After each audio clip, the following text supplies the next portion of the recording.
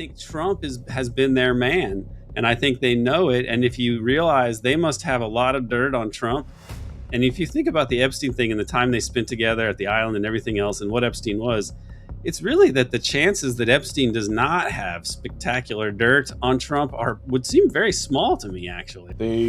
There has been very rarely been a time in. I mean, I think it's unprecedented where this level of violence, destruction, unrepentant violence and destruction, like they're bragging about it, they're posting memes about it, is on full display for the entire world to see, for the entire world to clearly understand, and then to also clearly understand that they're impotent to do anything about it. That the powerful people who dominate this country, this world, the West, they don't care. They're fully in favor of supporting these genocidal freaks, and they're in favor of bolstering a media apparatus that's designed primarily to obscure this reality. And so every so often, you take a step back and you look at this. You say, well, when I was a kid, I thought things were getting so much better.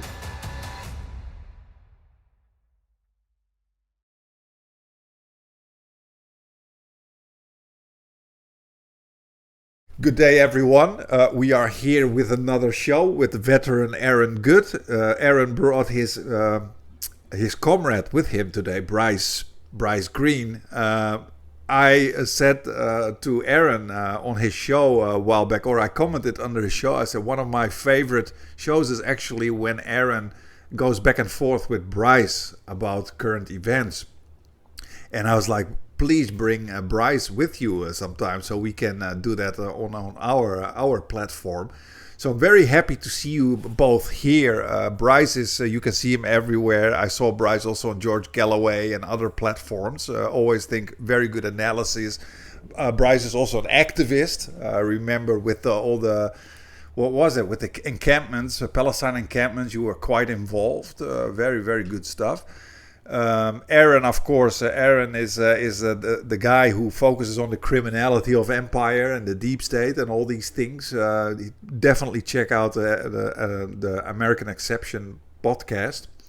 So, guys, I have you on today to vent a bit about the things that are going on. And I was just telling before the show started, I said to Aaron, I woke up from my nap, and suddenly I realized that it's very weird. It just suddenly struck me that, guys, we are watching almost 3 years of unending slaughter of innocent people.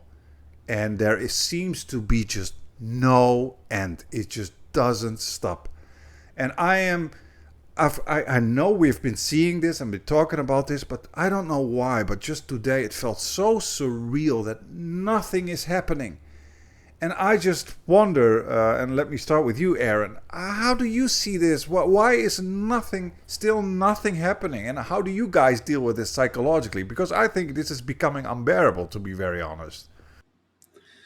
Well, it's things are happening at a much slower pace than anyone who is interested in peace would like to see. So there are, Hezbollah is fighting the Zionist invaders into southern Lebanon. It's a strange war there, where the more of the Israeli military that gets killed by Hezbollah, the more they just bomb some more civilians. Discussion in a recent cabinet meeting was like, for every Israeli they killed, we should flatten 10 buildings or something to that effect, from like maybe Ben Gavir, one of these psychos. So the fact that these guys are still out there doing the things that they're doing, and they're still alive and not in jail, that's very discouraging. But for me, the one really depressing thing is, so I spent the better part of 16 years or so, 17 years, really since the year after the Obama administration, or the Obama election, because I worked for Obama, and then when he ended up being George W. Bush's third term, it made me just look really in depth at the dark side of U.S. empire. So in a way, I've been really immersed in horrible, murderous statecraft, imperialism, and so on for many years straight. But the Gaza genocide in the beginning of this latest chapter is really horrific. And one thing that makes me very sad to think about and know all the time is these there are the people who get killed, but then there are all these children who are just traumatized so severely by having seen such horrible, horrible things, or been maimed and injured in other ways. And knowing that it's not just the people that die, but there's the people that these kids would have been if they had not had this trauma happen to them, and those possibilities of being normal and living up close to your potential, those are gone forever, whether it's psychologically or physically or both. And the horrors of what this empire it's really it's out in the open these days a lot more. And I don't think that that's something that can be sustained indefinitely in this age, with communications being what they are. I think that there are reasons why it was kept covert, and that there were at least somewhat plausible cover stories and somewhat reasonable looking frontmen for the empire back in the day. And I think that what's happening now is, as horrible as it is partly the desperation of a dying empire. And it was probably always going to be really horrific, however it would end, because that's how these things end. So I try to be philosophical about it, but it is, you're definitely correct that there are the horrors are right there, and you really have to go back to Nazi Germany to look at states openly behaving the way that the West is behaving now, powerful states behaving this way. It's a difficult thing to bear, and I see why people might want to escape from it in general. So and we have so little impact in the U.S. I don't even really fault people who are apolitical in many ways, because it's like, why invest yourself in trying to study, learn, do much when it's so pointless, it seems anyway. But I don't think it's ultimately pointless. I do think that the bad guys are actually losing. It's just much slower than anyone would want would want it to be. Yeah, definitely. Bryce, your thoughts? Yeah, no, I fully agree with that. Like, especially what you say about the sympathy for people who decide to tune out or decide to not follow this stuff day to day, because it is very intense. I mean, like every day I wake up, I check, the websites like antiwar.com, a good news aggregator. And then you just go through the headlines, and every day it's just like the worst thing you could possibly imagine. Like just this morning, you learn about more children that are killed in Gaza. You learned about dozens of people who are massacred in Lebanon. You learn about peace deals between Iran and America being completely swept aside, and you learn about all these horrible things. It is overwhelming, and one of the reasons what I think every so often it will hit you extremely hard, even if you're in it every day. It's because there was a time, and I think Aaron can identify with this as well, having worked for Democratic campaigns and the Obama campaign. But there was a time when like the conventional wisdom was that the days of barbarism, just naked aggression, and uh, even Bush era, we're the empire, we're going to do what we want. That stuff had fallen out of fashion. Not saying there were complete illusions about the noble cause of America, but at least a sense that things were getting better, that the common sense wisdom was moving away from the the Vietnam War consensus or the Iraq consensus, or like those periods of time. And so, especially over these past 3 years, you saw that melt away. You saw, people from every side of the political spectrum take off their Nazi masks and just go full on, genocidal freaks.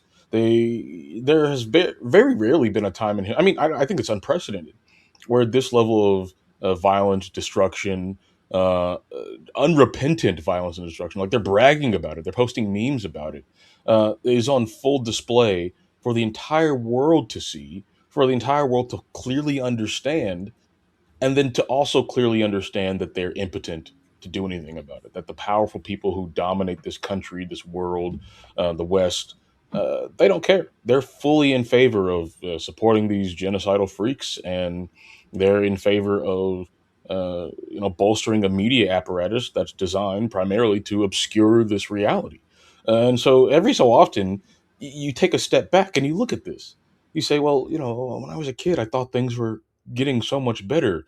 10 years ago, I was a freshman in college, and I was politically, aware, but even then, I was like, well, surely Donald Trump isn't going to win, and surely, like, I think this was about 10 years ago to the day was around the time that Bernie Sanders, the conventions were.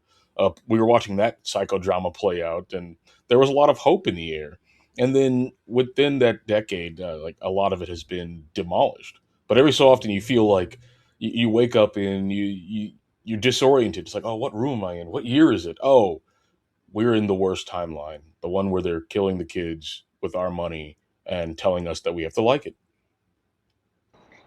Yeah, I resonate with what both of you said a lot there, and I think it does get down to a large extent, like when were you first introduced to the scale of just criminality, atrocity, etc., of the U.S. empire, or even like just historically how humans have been doing just committing atrocities against each other since the dawn of sedentary civilization. But yeah, like to me, kind of like Aaron, it was way back during the War of Terror that I first like started to read and understand just how awful the Empire is, and so it this hasn't really affected me that much above my baseline, but I completely get the sense that most people have been kind of recently shocked into this. I mean, certainly, like the work in your book, Aaron. I mean, I doubt certainly not even 1% of the U.S. population has any idea of how that deep state works, let alone the. Well, anyway, sorry. That let me just leave it there. I would just tell people who first are feeling these feelings of helplessness and uselessness, impotence, that that's a very natural feeling to feel at first. At least in my experience, it kind of goes away after a while of like learning how the system works, and I think it especially goes away when you in real life join an organization and attempt to work with people face to face on even like local political issues, but with an eye towards building something national and really international eventually, because organization is the only way that we've ever been able to capture power. The people who are currently in power use organization to get what they want, and they've done it very effectively. It's time for us to kind of catch up. But the question I wanted to ask both of you, because you guys are really into this. Like I remember when we first talked to Aaron, I brought up, I kind of black boxed the whole area of the intricacies of how the U.S. government uses criminal networks and what you describe as the deep state, even to a large extent the Trumanite networks, that kind of black box, because you can tell the outcome is just so evil, not just with the current genocide, but going way back. But you guys actually delve into it, so I'm especially curious to ask you, what do you think right now in the current weird conjecture where anyone with a brain can see that Trump and the U.S. government cannot continue waging this war on Iran because the damage to the global economic system of which the U.S. is the head, that's its empire, is an empire of capital. So you can see that they can't continue. But on the other hand, all of the things that you guys talk about, the deep state networks, it seems the majority of them, or at least the most influential ones as of now, are dead set on more violence, more bloodshed, more territorial acquisition, etc. So from my perspective, I'm just I'm perplexed. I'm really interested. What do you guys see as going on here? The forces at play, and if you want to make any predictions, fine. But I don't feel comfortable knowing how incredibly complex and what a fog of war we're in. But if either of you have any predictions, I would love to hear them, and really just your analyses. Well, I think that the predictions are difficult because the actors are not entirely rational. That seems pretty clear. I mean, unless the reporting is completely all false about what their assumptions were and what the processes were about how this war started, it seems that it was Trump and then Bibi and the Mossad chief or something like that, explaining how the war was going to go very well and be very quick, and that has not happened. and yet they persist with it.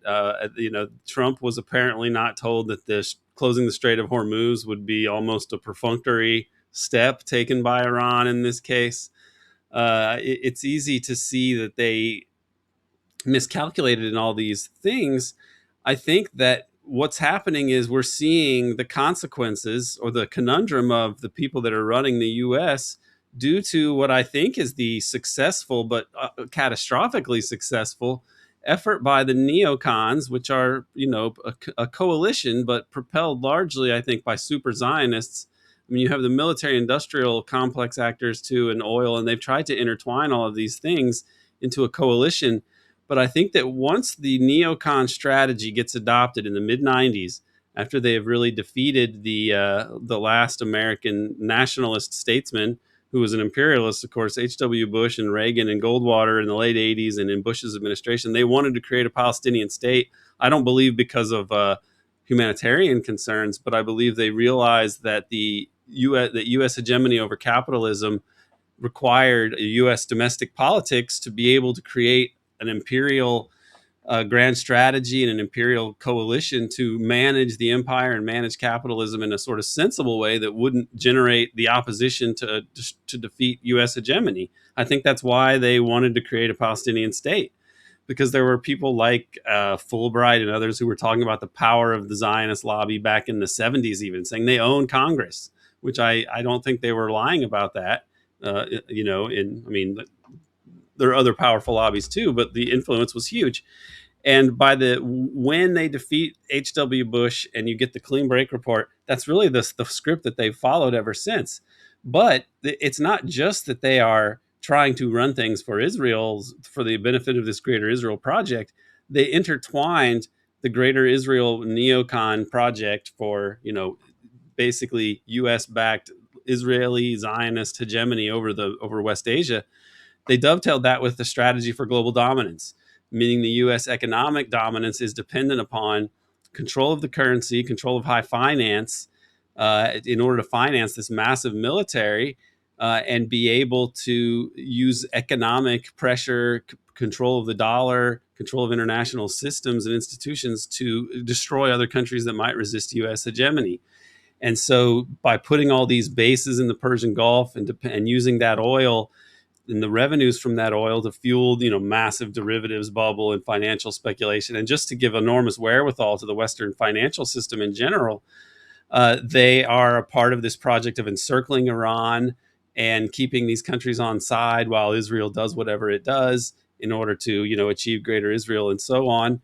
And that at this point, if you back away from the Greater Israel project, if you are the U.S. regime, then the global dominance project is not really tenable because they have pursued this particular path. It's a path dependent thing, how you're going to choose your empire's grand strategy. And having embarked on this path of the clean break project and knocking out all these governments like, Iraq, Afghanistan, Syria, Sudan, Lebanon, Libya, Iran, they wanted all these countries destroyed. I mean, they said it explicitly.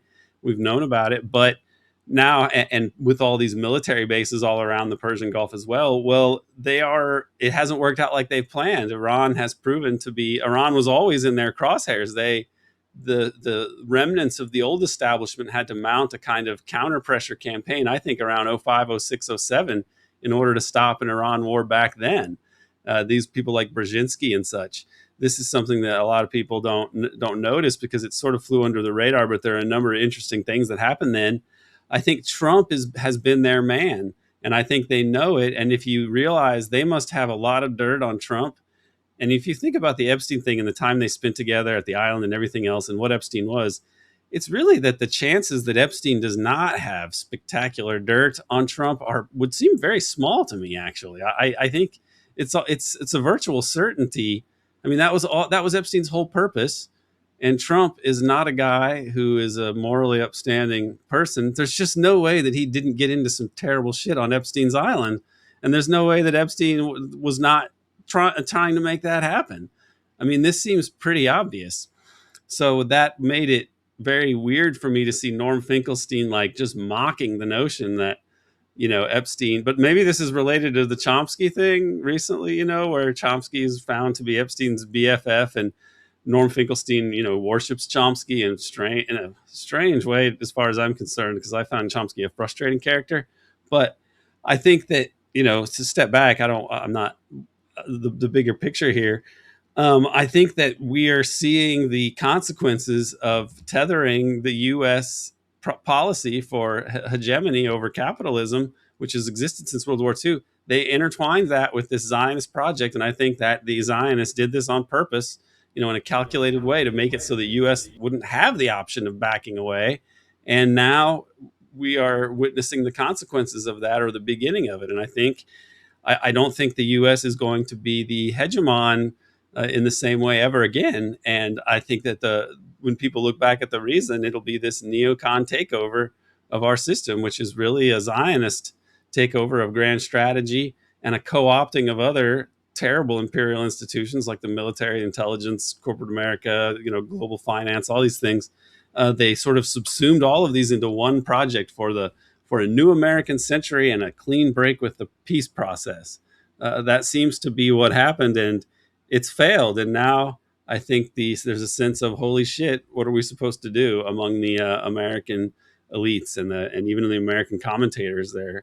Everything has been exposed as a lie, and the whole system, all the liberal bullshit, is no longer remotely tenable. And yet people go on making their same arguments from their same tired and discredited political perspectives. This is really a bizarre time to be alive. Yeah, absolutely. I want to hear your input, Bryce, on this as well. But I want to add something, and later on, I also want to hear you, Bryce. Sorry, Aaron, about what I'm going to ask.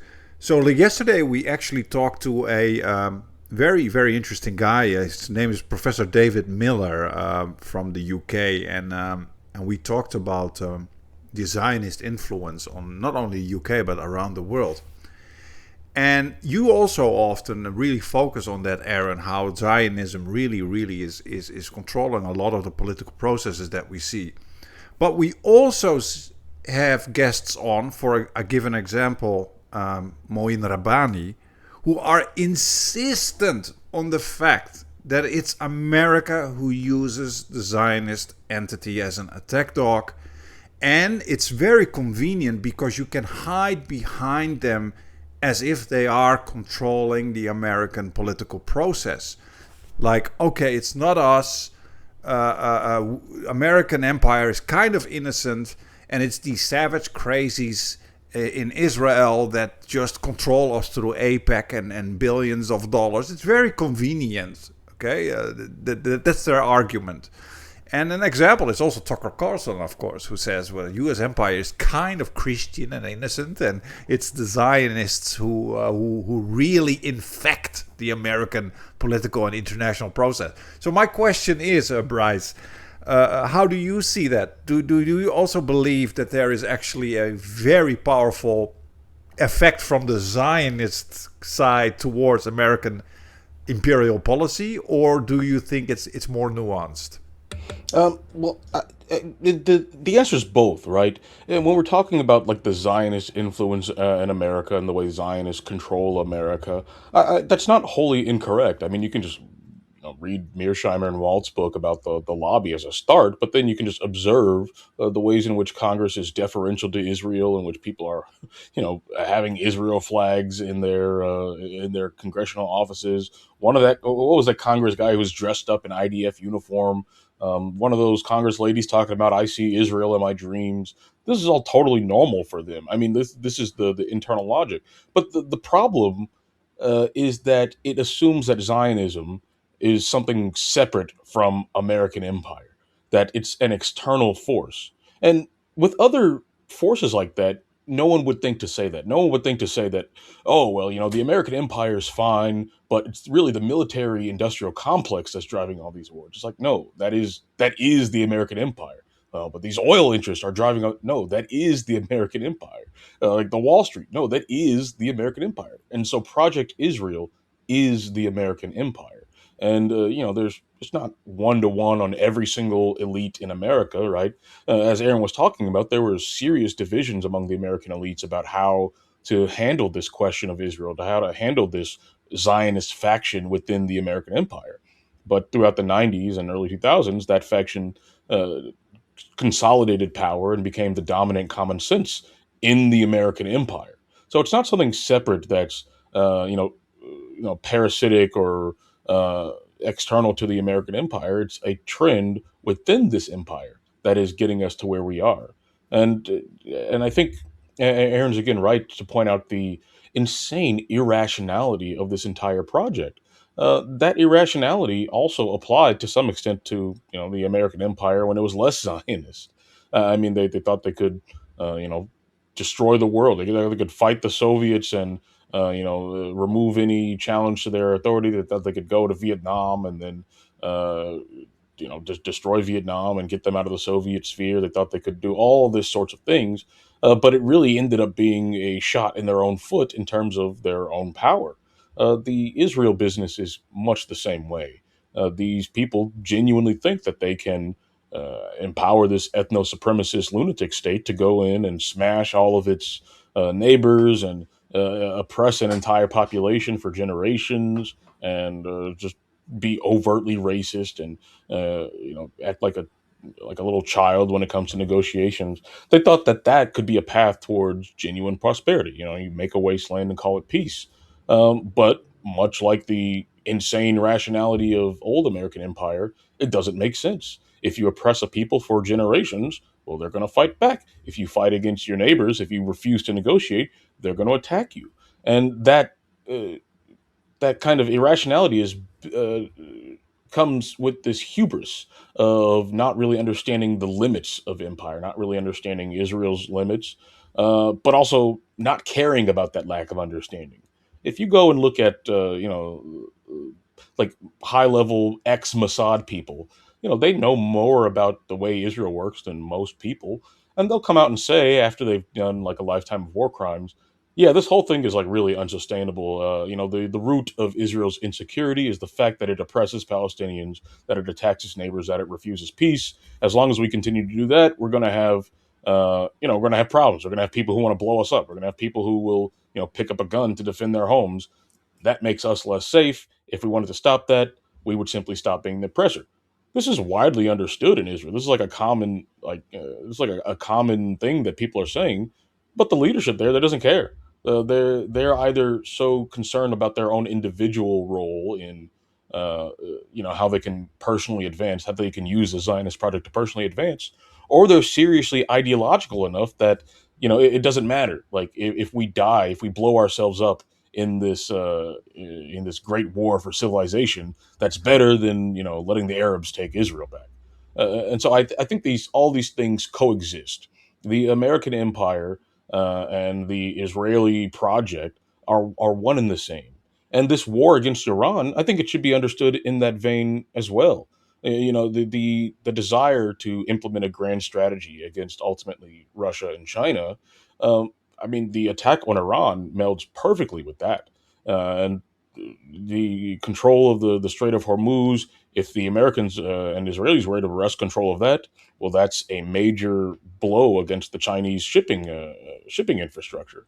If they're able to, turn Iran into a friendly U.S. client state, well, that's closer to that's one massive step on the greater Eurasian landmass, which of course advances the goal against Russia and China. And also, Iran and China or Russia, Iran, and China have all sorts of informal agreements. They're major trade partners. A lot of the oil from Iran ends up going to China. Again, taking Iran out of that is a major advancement in this. It also secures that Middle East region against anyone who could challenge Israel. So both of these incentives were certainly at play. I mean, you can go and see what they say when this war started, and to separate them out and to say that no, the goal of advancing Israel's geopolitical goals is completely antithetical to America's goals of controlling the world. I think it's wrongheaded, and it separates these two things that should be understood in conjunction. Yeah, just to jump in, I think my understanding, at least, of Moeen's views is that they're basically the same as Bryce's. I might be misinterpreting, but I thought that that was his argument too, that they're Zionism and the U.S. empire are so fundamentally, like, inextricably intertwined that it almost doesn't even. I mean, you can separate it analytically, but they're so intertwined. It's really tough. I think it's hard for a Mearsheimer to grasp that because, from his theoretical perspective, imperialism isn't even a category; it doesn't exist. But you do have states that are presumed to be rationally seeking their self-interest, and that's the whole theory. So if you see, in your view, a state like the US doing something against its rational self-interest, again, in your view, then you have to seek an explanation, and that's where he and other realists fall on the lobby as the thing that explains why this particular state is not seeking out its rational self-interest. But of course, if you're a fucking Christian Zionist general, what is rational for you? To do whatever the fuck the Israeli government wants, because there's an invisible man in the sky who's omnipotent, and you actually believe in him, and you actually believe that he's commanding you to do whatever the fuck the government of Israel wants. So of course that's going to be rational for you in your view, but realists have trouble with that. That's one of the few things, or one of the few things. No, now I'm lying. That's one of the things that Chomsky actually was very good at, and he said that what he complained about international relations. He said, "What is the state? Who is the state? And what is self-interest? Whose interest? And what is rational? Whose rational self-interest? Who are you talking about? Oligarchy? Who are you talking about? The population?" And that's such a good point, and you see that kind of thinking when you listen to Mearsheimer as well. About that active, I just wanted, or did you want to jump in on this, Aaron, or not? Oh, I mean, I could talk about realism and Mearsheimer and his limitations, or we could move on. Either way is cool with me. Well, I was just gonna jump in on something that Bryce said. Bryce said, like, "Oh, you have these ex-Mossad agents after a lifetime of war crimes. They're finally suddenly having all these moral conversations about what they were doing." I will refrain from naming names, but we in our Western independent media sphere also have all these types that were stooges of empire that now suddenly are anti-empire, and that is sometimes extremely frustrating to me. But I will, like I said, we're not this kind of channel, so I will refrain from naming names. But people who read know who I'm talking about.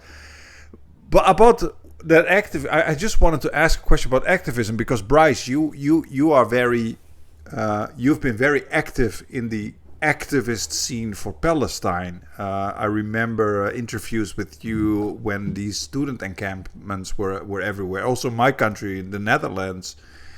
And my question is the following: we had a guest on, Leith Marouf, who actually said that, very understandably, by the way, who said that already for quite a while back that activism needs to evolve in the West.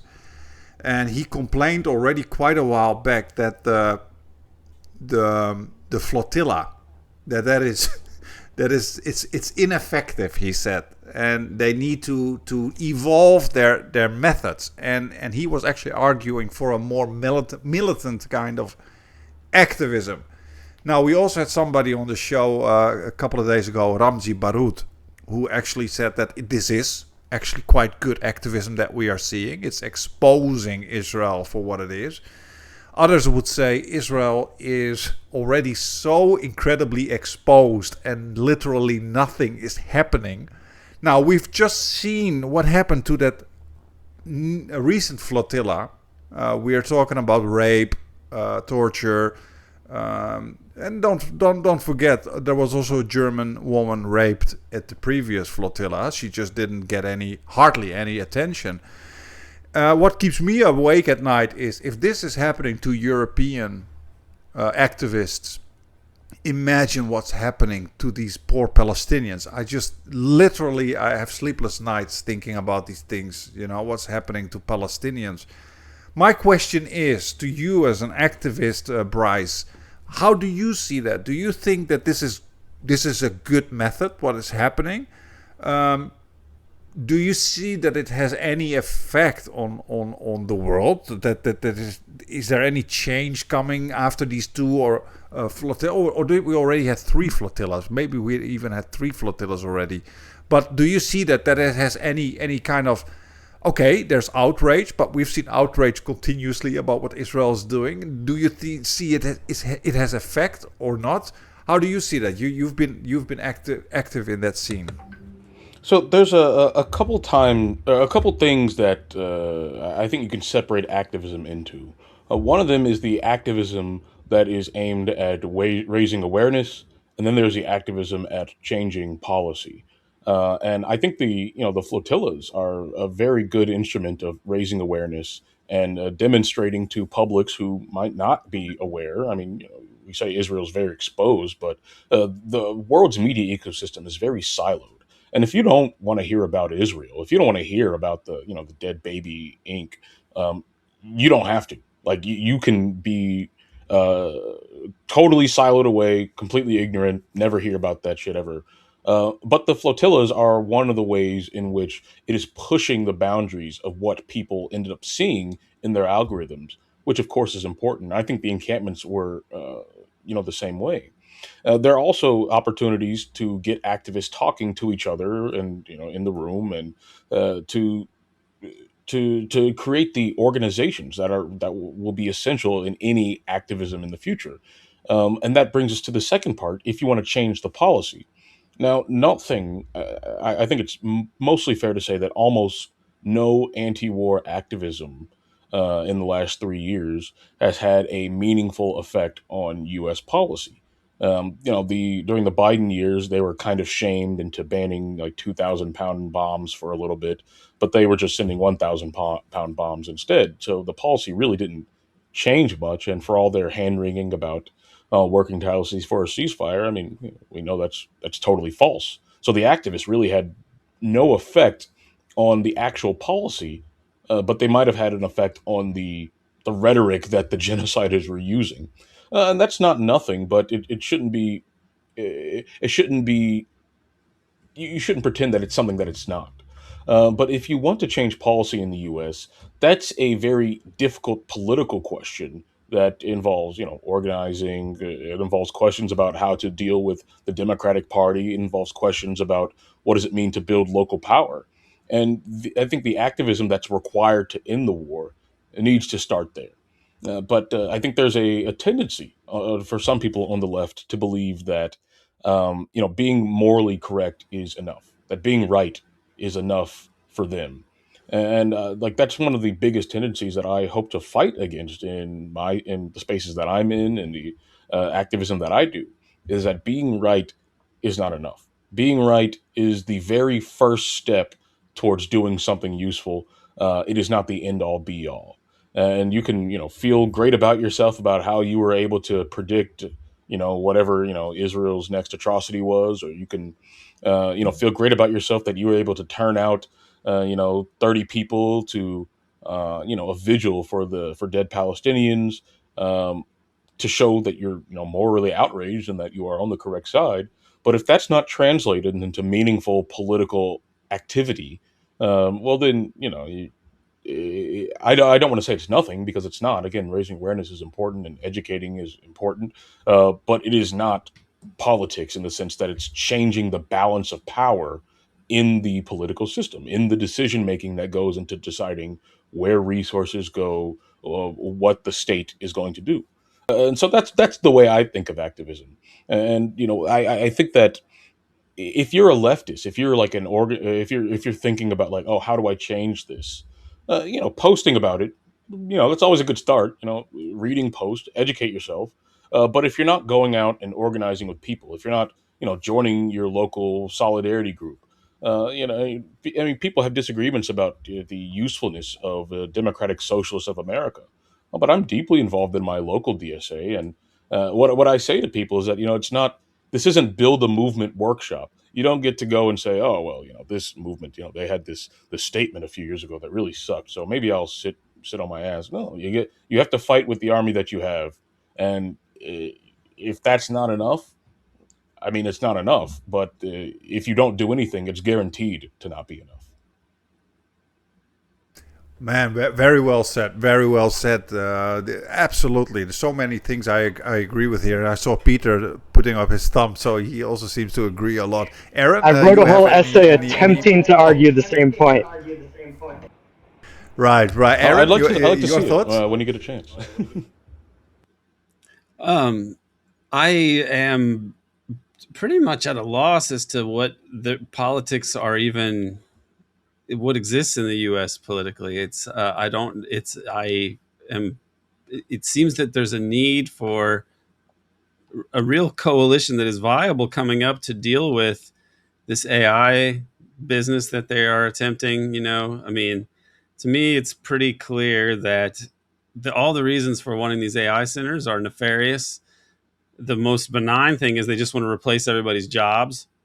Okay, that's the most optimistic thing, is that they're just doing it for that. I tend to think that they want, massive sort of RoboCop world of, um, drones, surveillance, enforcement, etc. And I say that because it's they're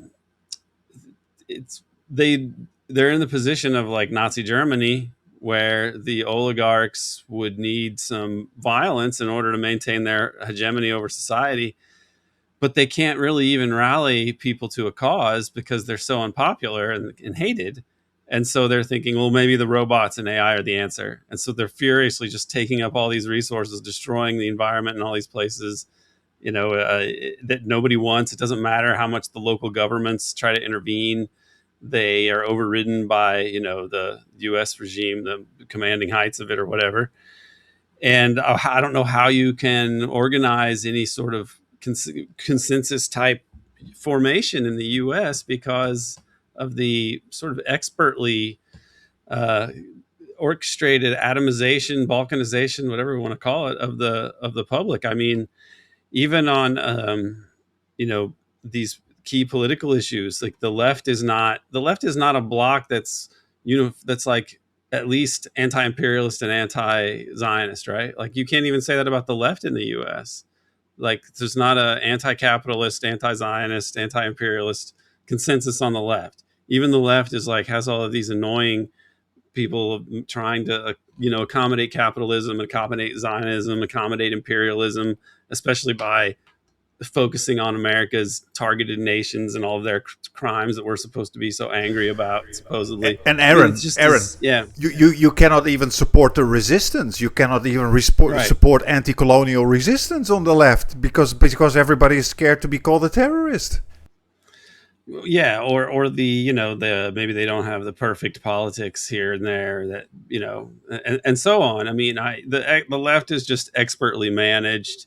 I think of like Jacobin as kind of the poster child of this, and I recently saw like who's funding Jacobin, and it's kind of like all of these de facto, at least, like CIA cutout foundations and whatever. Like they have an operating budget, they have salary and everybody else, and that's like the left as it presents itself as some sort of organized entity with some resources behind it. I mean, I'm not saying the left, but it's one of a small examples of sort of viable entities. But if they're financed by the oligarchy, then who do they really serve? I mean, this is very straightforward. So it's not that hard to understand how the U.S. is so atomized and stupefied. But what you do about it, I don't really know. I mean, we have essentially two genocidal Nazified parties at this point. Like if you support a Nazi project, that's like the definition of a Nazi. And we have two Nazi parties. And I don't really know about how you split hairs and think like this Nazi party is the lesser evil, and that's meaningful. I don't really know what you do right now. So I don't I I really do not know what to tell people about activism in the U.S. when it's in this situation. What I really think is that it's the global South, it's the global majority that's going to defeat this regime.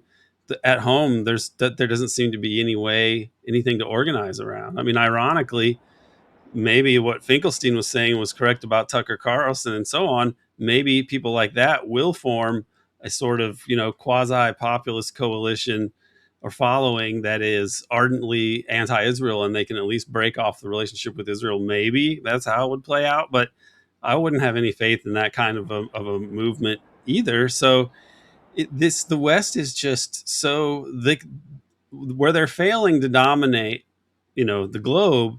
They do dominate domestic politics. They own the, if anything fails, they can just buy up whatever media outlet and just outright, and all those social media platforms are just surveillance and propaganda devices, tools. The algorithms really are absurd. The way that they manage, following and views and everything else, you don't even know what's real at all when you look at these things. We are just screwed, and I don't know. I don't have a good message for how to deal with that domestically, but I think the rest of the world is going to take care of this, and that's what's going to change the equation in the U.S. Although I can't predict how and when precisely. I agree with what both of you said. If we consider what Bryce said as the thesis and then Aaron as the antithesis, I'll try to do a synthesis here. Despite everything that Aaron said being true, I think nonetheless what we have to do, what we must do, is what Bryce said. Even though the state of the left in the U.S. is so pathetic, so managed, and of course it would be, because if you're a halfway intelligent imperial manager, you need to muzzle any domestic opposition to you, and I think they've done that very well. But all of that being said, and I agree with Aaron's pessimism here. I think it's a situation of pessimism of the intellect, optimism of the will. You have to act, like Bryce said, joining organizations, imperfect as they of course are, and attempt to improve them, because otherwise we in the imperial core are just useless. Like, being right is great, and that's a good start, but the essay that I wrote recently was all about how, like, the liberal understanding of change happens by people learning the right thing and then speaking the truth and speaking truth to power, and then sunshine is the best disinfectant, and then everything is cured. Sadly, that's a bullshit story that we were taught and I believed, and so it's understandable that everyone else kind of unthinkingly kind of accepts that. But the only way change actually happens is through organization and discipline. So yeah, I would just say I think both of you guys are right. But if you try to synthesize what you said, I think we have to do the join organizations and try to fix them route. Unfortunately, I've got to run. Love you guys. Apologies for the video and the audio. And I'll look forward to watching the recording once it's up. All right, thanks, Peter.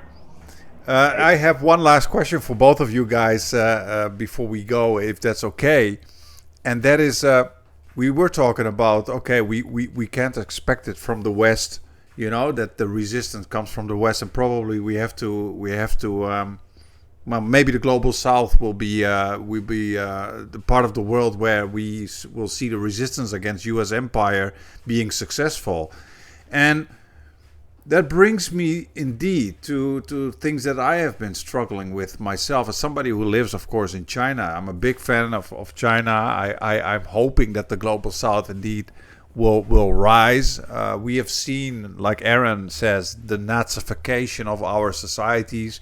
We could almost say our society is going back to their roots. I mean, I come from the Netherlands, which was a very colonial society, deeply entrenched in slavery and you name it. Apartheid, of course, is a Dutch word. So I actually see what we're seeing now. The heavy support of Europe for the Zionist project, etc. I just see it as a natural effect of our cultures. It's so deep rooted. And there's just a lack of humanity, you could say, in our part of the world for people like Palestinians, Lebanese, Iranians. It's just so, it's so far away. It's almost as if that empathy cannot be felt in our deeply racist, white supremacist cultures. And my question is on that global South part. I have been quite disappointed with what I am seeing. We're seeing now almost 3 years of unending genocide. We had guests from both sides on our show. Some are saying that, okay, that's the future, BRICS, China, Russia, etc. We had other people on our show, for example, regulars, Vanessa Beeley and Fiorella Isabel, who told us that, well, we should be more nuanced about Russia and China. They're deeply involved with the Gulf states and Israel. For example, China massively trades with Israel still, almost after 3 years of genocide. Putin always expresses his deep connection to Israel and sees that as a very friendly state, and he's very buddy-buddy with Netanyahu. So my question is to both of you: if the global south is where we should expect our the activism coming from, or the resistance against empire coming from, where is it? Where is it coming from? I'm becoming quite pessimistic. I hope that I am wrong, but currently I am not seeing a lot of hope in that sense. Yeah, any of you, prove me wrong.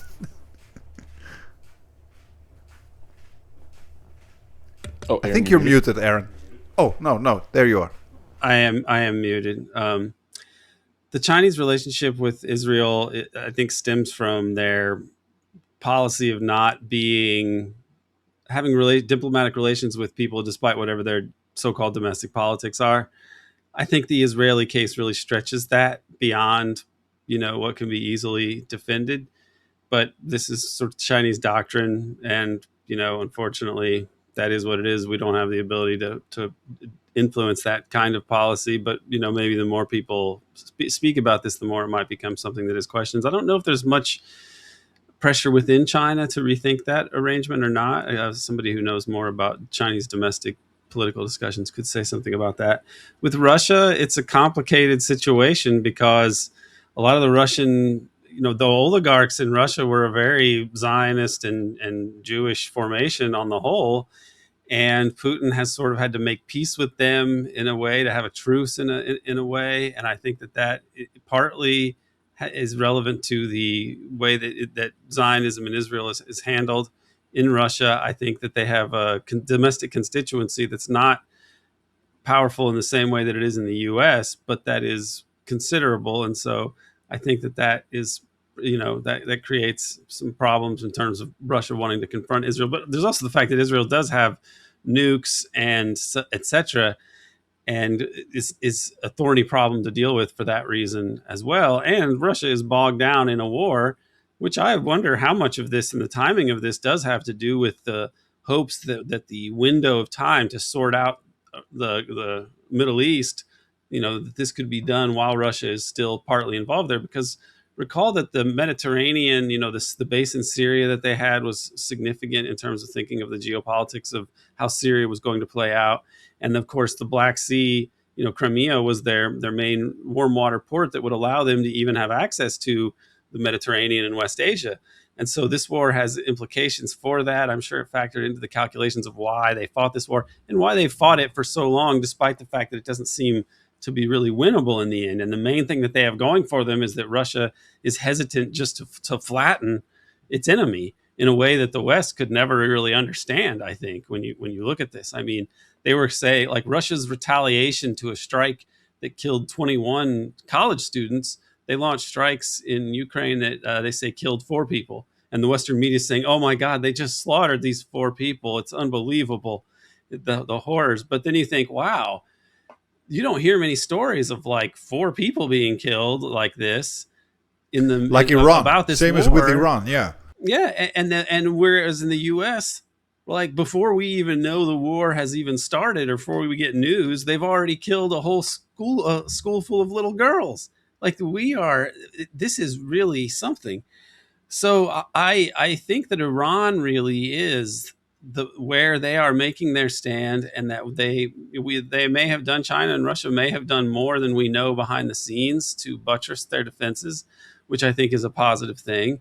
And I think that Iran, although it's playing out more slowly than people would like, I mean, I think a lot of people really enjoyed checking TikTok every 10 minutes to see new pictures of Israel being blown up by missiles.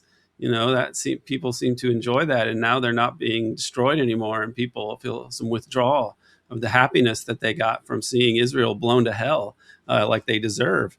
So this is, it's frustrating to see that there's just not the action that when you have villainous characters like Nazi type, like literal Nazi types with a Nazi ideology, you really, there's a part of you, the human part of you, that just wants to see them killed, because this is why they get used in video games. I think the first person shooter was Castle Wolfenstein, and it was fine because you're killing Nazis, and who's going to root for them, right?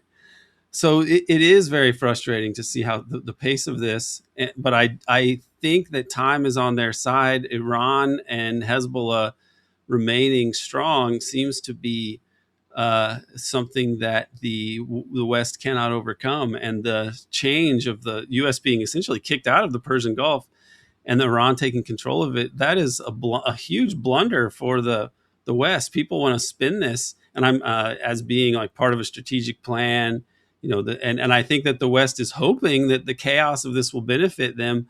But realistically, this is a stupid strategy that they pursued. They could have turned even Iran into client states and said, there's this dollarized system. You can participate in it. You can prosper. You can pursue your own policy, and you'll just develop. But it's really the greater Israel issue that made it so the U.S. and their power in the U.S. oligarchy that made that a non-starter. That's really the policy they should have pursued. And there were people that thought more along these lines. I mean, even the idea of the Shah, as a figure was controversial. I mean, to some extent, JFK looked into the possibility of replacing the Shah with people that were like Mossadegists, people that had been that was the kind of policy that he wanted. But people like Kennedy and even people like Nixon and H.W. Bush, eventually they all get kicked out. They're defeated by these forces that become like the neocon coalition. So we have the worst people in charge of, and it's essentially an orthodoxy. It's a psychotic, covertly Nazified orthodoxy in the U.S. of this greater Israel-centered project for global dominance. And it is so ghastly that the world is seeing it now. There's a reason why we didn't have figures like Trump in the presidency. They didn't try to find the most corruptible, despicable person. It's because they just need someone who is firmly in their pocket that you get that. It's sort of like with Hastert. Dennis Hastert is the Speaker of the House. He's the longest serving Republican Speaker of the House. And it's pretty clear now that the reason for that is because he was a pedophile and he was being blackmailed by Zionist-connected entities. And even the FBI knew this and didn't do anything about it.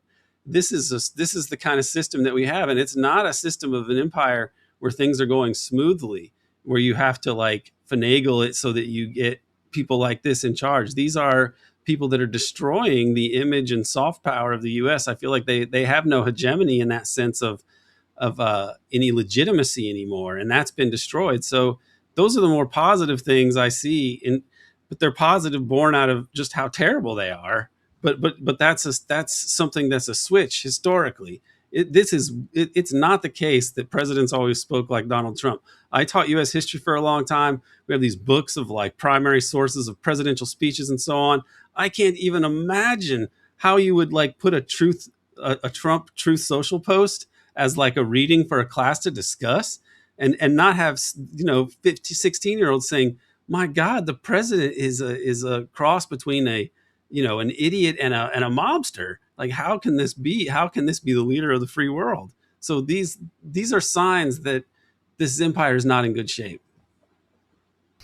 Yeah, absolutely, Aaron. And when you said it about that speeches, I said a while back to I don't remember who, but my mother passed away at the end of 2022, and I said, if my mother would see the world we are in today, just 3 to 4 years later, she would not believe it. She would not believe it. The kind of craziness we're in, and you have a president who says we're gonna wipe a civilization off the map, and we're gonna bomb you, and it's unbelievable. You're absolutely right. What do you think, Bryce? Do we see any rise up from this global south? How do you see this thing developing? So, in my view, I'm already looking at the global south rising and winning. I mean, I think there's a difference between this, the glorious social revolution where we're all holding hands and singing songs and dancing around the campfire as one race around the world. But I think the reality of it is that the difference between the empire and everything else is that the empire is driven exclusively by and primarily by the interest of capital and these endless accumulation, wherein the needs, desires, and interests of human beings are subordinated to that desire. This is the internal logic that has driven everything since 1492. That's been the logic that wiped out the natives. That's the logic that created slavery. That's the logic that expanded this single world trade system all around the world. The global South essentially is everyone fighting against that system. It could be because they think it's not good for their own people. It could be because they don't like the fact that they're under attack. But regardless, they're fighting against that system, and they're very clearly winning, right? Just because they're I think just because they're not nice actors doing everything that a someone like a Western leftist would consider moral and good and like the moral imperative, doesn't mean they're not fighting and winning on their own terms, right? Like you have Russia's engagement with Israel, Russia's involvement in African colonial enterprises. I think that's all true and valid criticisms. None of that means that Russia isn't fighting the American empire. I mean, if you look at the Russian political economy, I mean, it's just simply not the case that a bunch of Wall Street or a bunch of like finance institutions, banks, and major corporations are deciding all the policy. Their interests are taken into account when policy is made, and to that extent, I mean, that's not a good thing. But that's very different than the banks being the policymakers, the corporations being the policymakers. The same can be said about China. Like China has all sorts of problems that they get themselves involved in. They're also involved in some of the colonial extraction enterprises in China or in Africa. They also allow Israel to continue its rampage without doing much of anything beyond strongly worded statements. That I think is a moral shortcoming, but on their own terms, that doesn't mean they're losing. That doesn't mean that they're supporting the empire on their own terms. That this is how they develop. This is how they operate. I don't think ascribing like these moral terms to what we think the anti-imperialist resistance should be is all that analytically useful, right? These aren't nice guys who are going to save the world and swoop in and save all the children and do that. No, this is an alternative system that is being developed that has less insane and less anti-human internal logics for it, and that's how I think that we should be viewing this global South struggle. There are genuine heroes throughout the global South, throughout this history. I mean, something like Cuba, for example, where they're doing medical internationalism, where they're airdropping doctors to go and save lives all around the world. I mean, that's like superhero shit. But I don't think the fact that other countries aren't doing that, that does not mean that they are not part of the anti-empire struggle. And I don't think that we need to wait for them to rise up. I think it's already clear that they have time on their side. I mean, just look at the Houthis. Uh, Joe Biden unleashed like the might of the U.S. Navy, trying to uproot the Houthis and trying to destroy their missile institutions. And this is a ragtag group of guys in the poorest country on earth. Biden couldn't do it. The full might of the U.S. military couldn't do anything. In fact, my favorite quote from Biden throughout his whole presidency is it was something to the effect he was asked about the bombing the Houthis. He said, "Is it going to work? No. Are we going to keep doing it? Yes." And I think that just sums up their mentality. So they can't even uproot this ragtag group of rebels, and then they go and try to attack Iran. And then the attack on Iran, it results in the situation being worse for America than it was before. Now, we can speculate as to whether or not there were actors who expected that and want to use that as a way to push for greater escalation. But the fact is that the conventional, U.S. military attack on Iran was a spectacular failure. Like they had to withdraw from all their military bases. Now people have to pay Iran fees to go to the Strait of Hormuz, and now everyone's looking at the U.S. like they're lunatic. I mean, like this has been a disaster for them. The proxy war against Russia and Ukraine. I mean, that has been a disaster for them. They said, "Oh, we're going to get Russia to come and attack Ukraine. They're going to invade, and then we're going to give them their Vietnam by training all these guerrillas." Well, Russia didn't fully invade Ukraine. They just attacked them and began a war of attrition. And the sanctions regime that the West imposed on them, much of the world had wanted nothing to do with that. And Russia was actually able to use the high oil prices to get to have a surplus, to get more money than they ever were before. In fact, the most recent harm to the biggest harm to their economy has been recently, with like an economic slight economic downturn for a quarter or two. And nothing like the ruble being rubble, like Joe Biden was saying. And then this whole pivot to Asia, this attack on China, all these trade war against China. I mean, that's been a spectacular failure because China has like the trump card. They can say no more rare earth elements, no more of the supplying any of the stuff that makes your U.S. military run.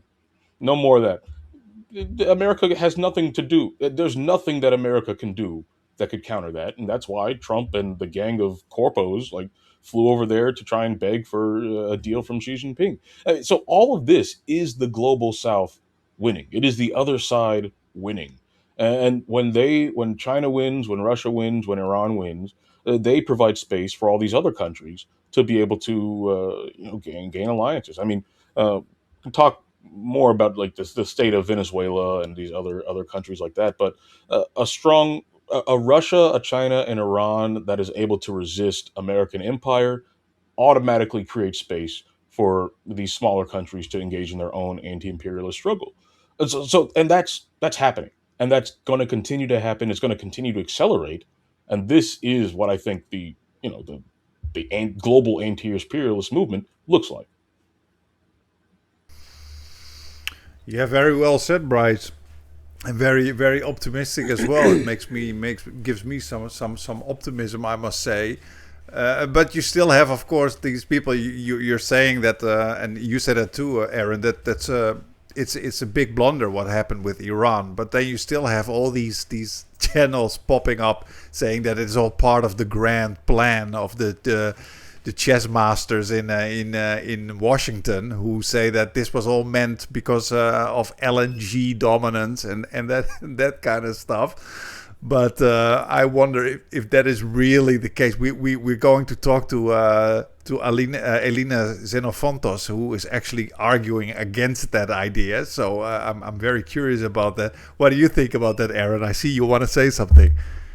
Yeah, I mean, as I've tried to say, they do have a global dominance project strategy, and so they are interested in these sort of tactics and gambits.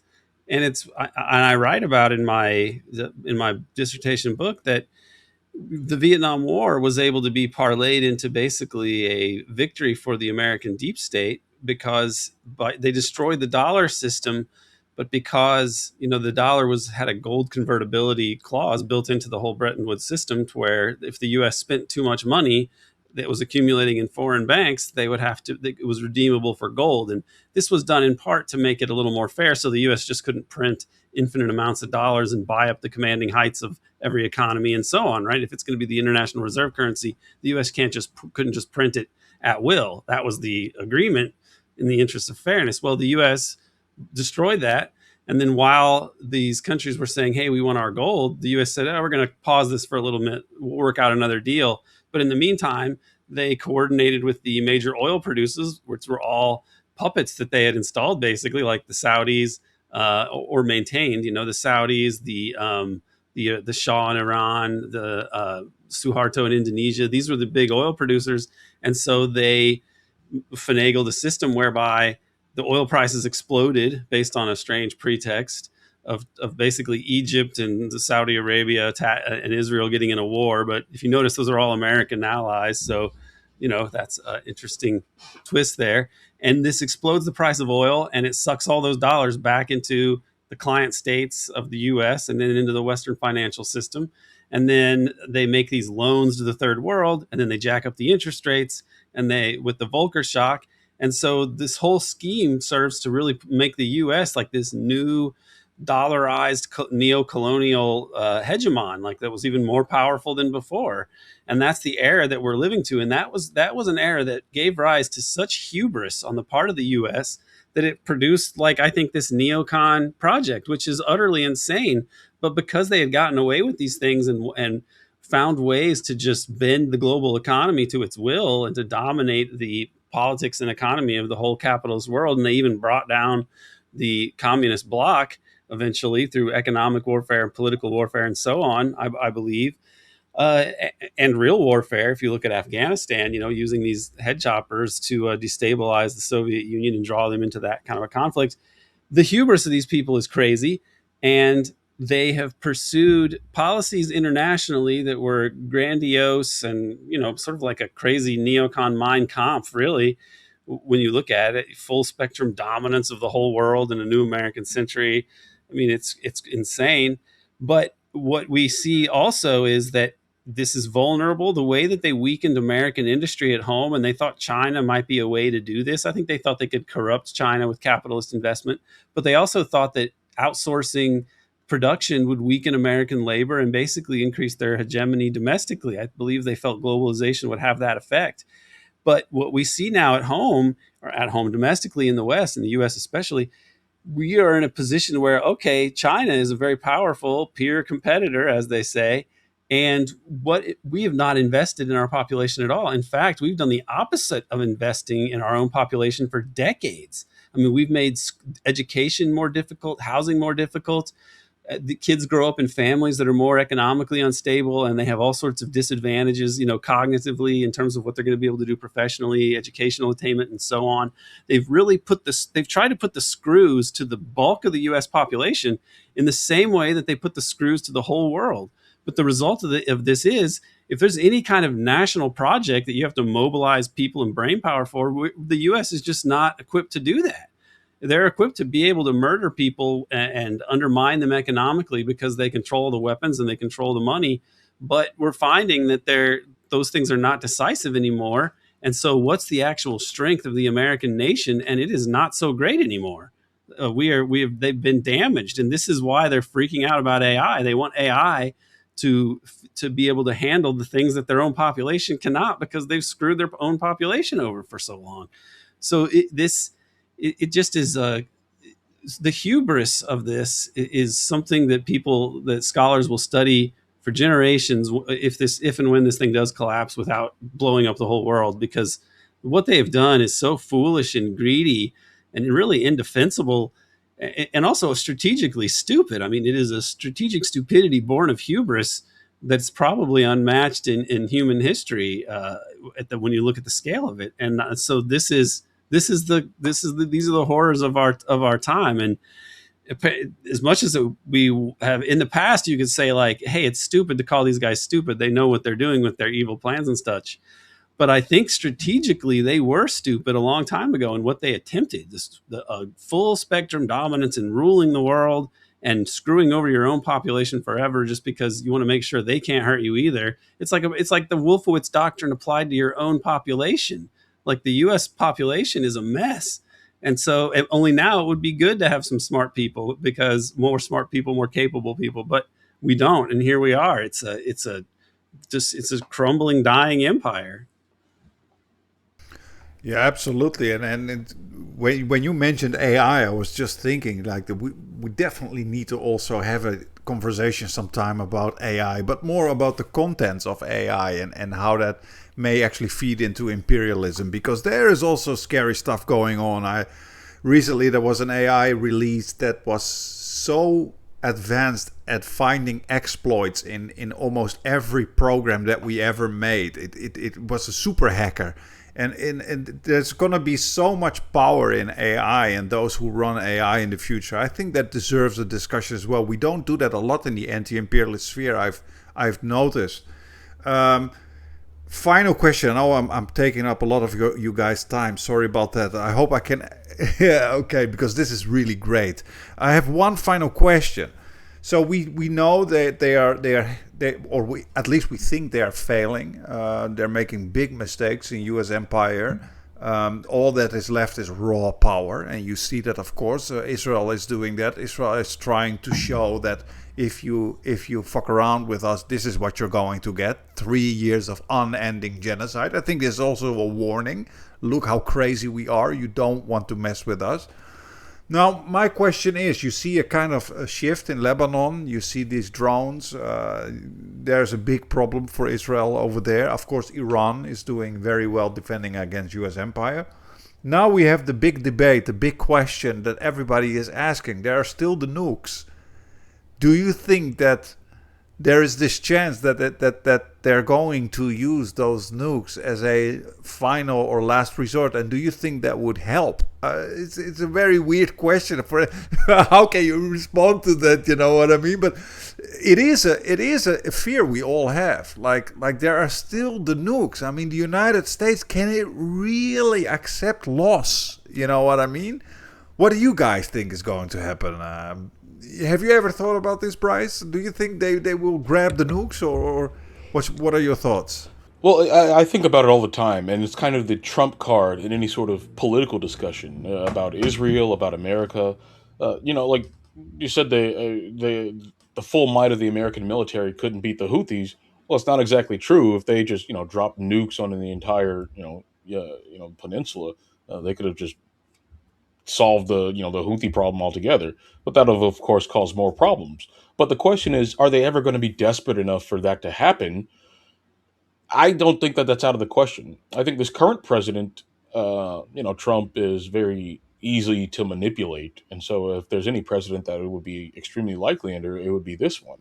But for Israel, like if there's ever a threat of Israel being completely destroyed, or just like its interest, whatever that may be in their eyes, being completely obliterated, then I think there's a strong chance that they could use nukes. I think that the only I think that the only solution to that is because you can't really find a peaceful coexistence with America and the U.S. The internal logic of these countries don't. A lot would need to change inside of these countries for that to change. Uh, I mean, you can only hope that whatever is going on externally is causing these kinds of changes inside of America that would allow something like a uh, if the president was to order like a nuclear strike, that would allow or empower a kind of more rational deep state faction to be like, no, no, we're not doing this. We actually we don't think that blowing up the world is worth it. And I think there's good reason to think that that might be the end, like the end result of an attempted nuke, because most of the American empire is made up of corporations and individuals seeking profit, and the true believers, like the true ideologues in American supremacy, they're the people being bankrolled by this overworld of private wealth.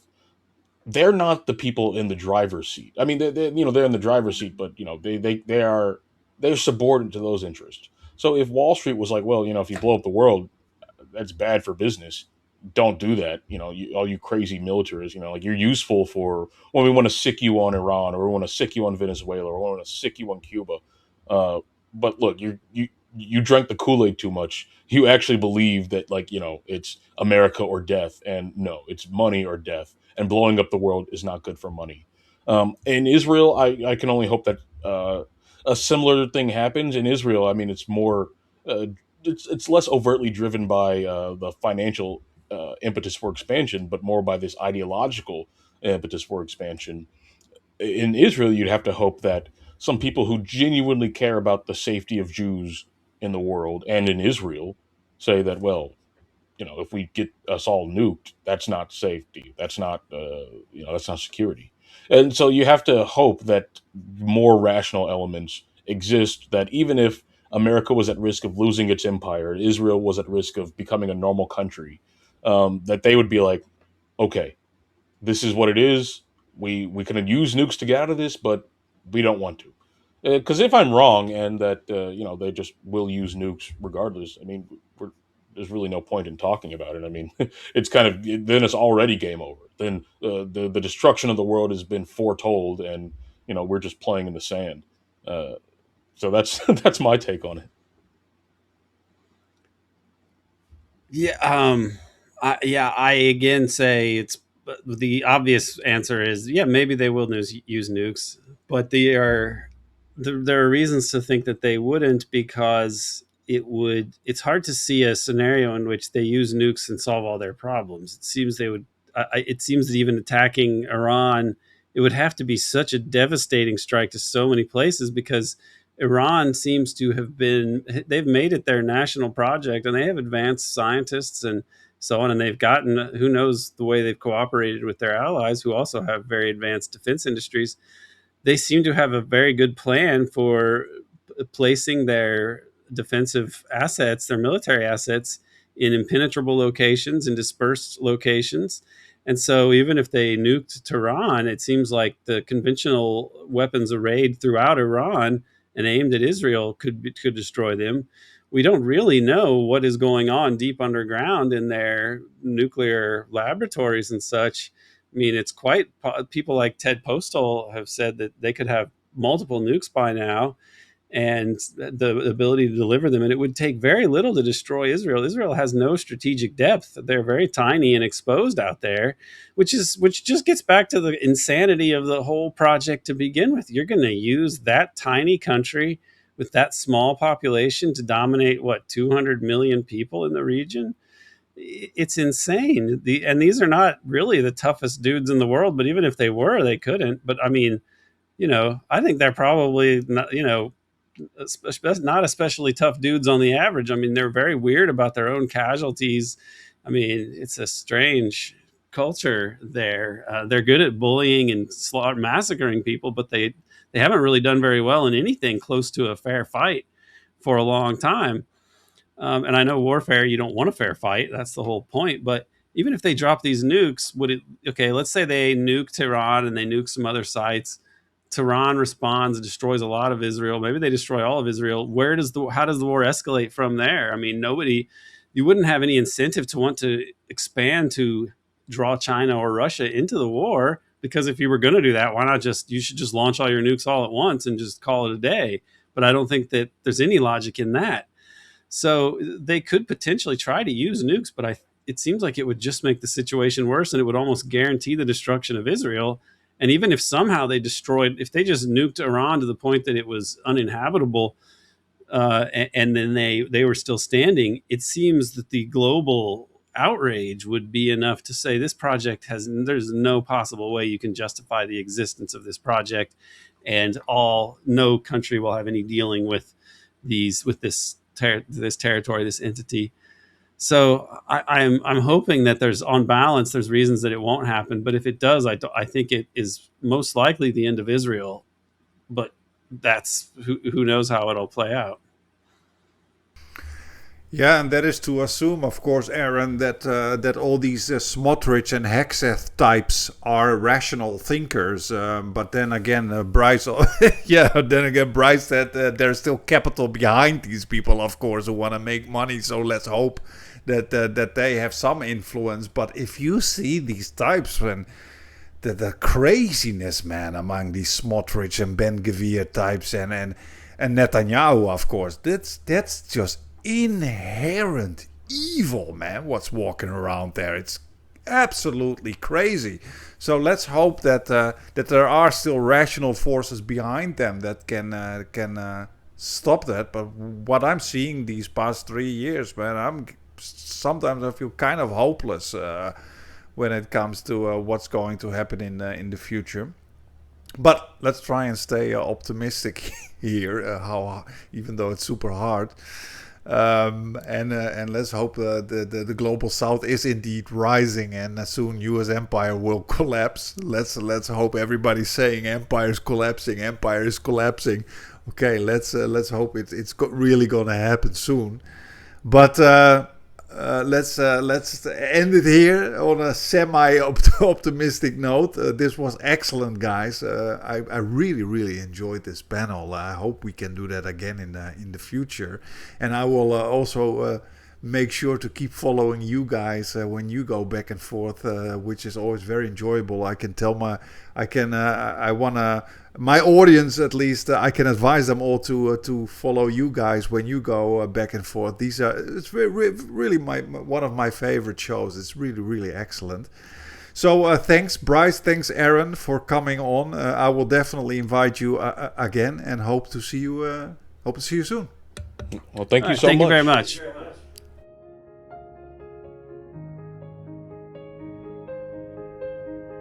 Static crackles, voices rise. Truth breaks through their velvet lies. A screen of fire, a shield of steel. Bedbeat medium makes you feel. No borders, no change, no silence.